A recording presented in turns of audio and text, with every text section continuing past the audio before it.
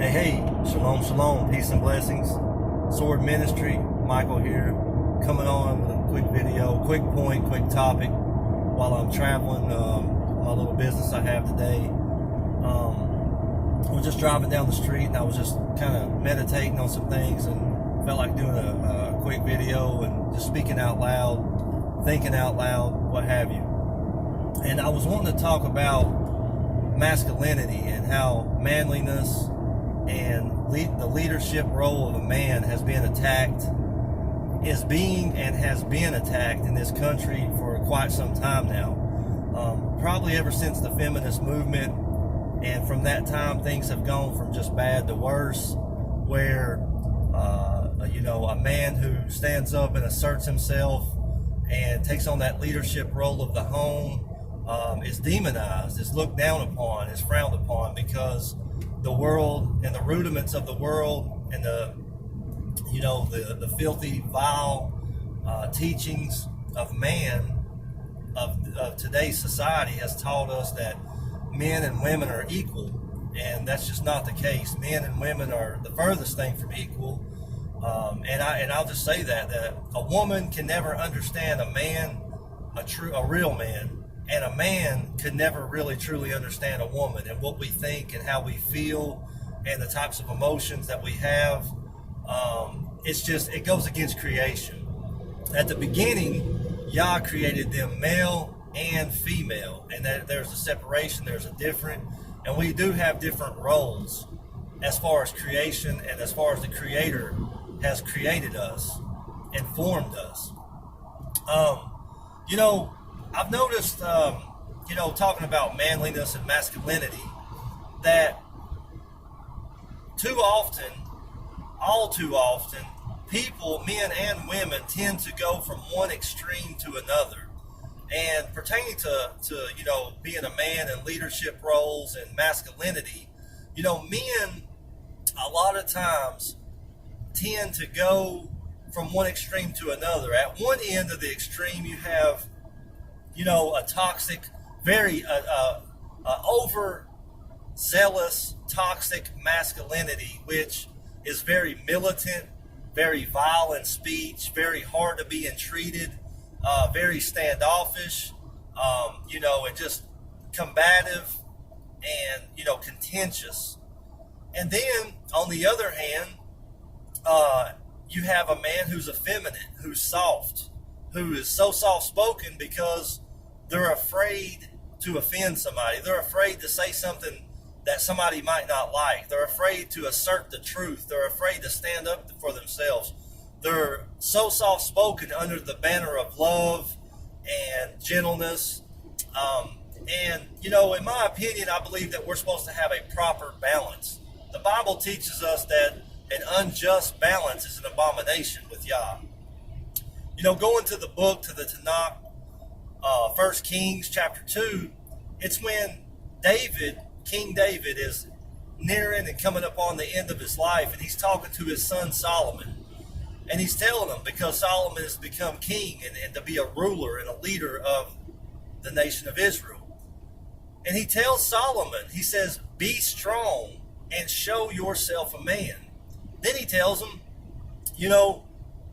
what to do to keep the commandments, the Torah, the statutes, the precepts of the Most High Yah, and then that he will be prospered in all that he does. Which brings us to the other scriptures in Ecclesiastes, the very end. He said, this is the whole duty of man, that we are to keep the commandments of the Most High Yah. And my personal favorite, Matthew chapter 4, verse 4, a man shall not live by bread alone, but by every word that proceedeth out of the mouth of Yah. So this is what demonstrates a man, is godliness and standing up and asserting yourself. The Bible tells us that if a man not provide for his own, especially those of his own home, he's worse than an infidel, and he's denied the faith. If he does not provide, a man is supposed to be a provider, an able-bodied man who provides not for his own family, who gets out here and not works. It also says, if any man not work, neither should he eat. And that's up for debate among some people. They think that they can, not have to work for whatever reason.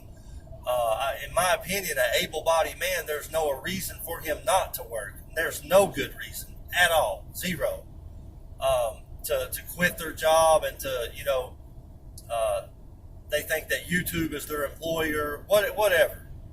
Got off the point there. But, we do live in a very crooked and perverse nation, and we live under some curses that, in my opinion, can be related to all men in this country that we live in.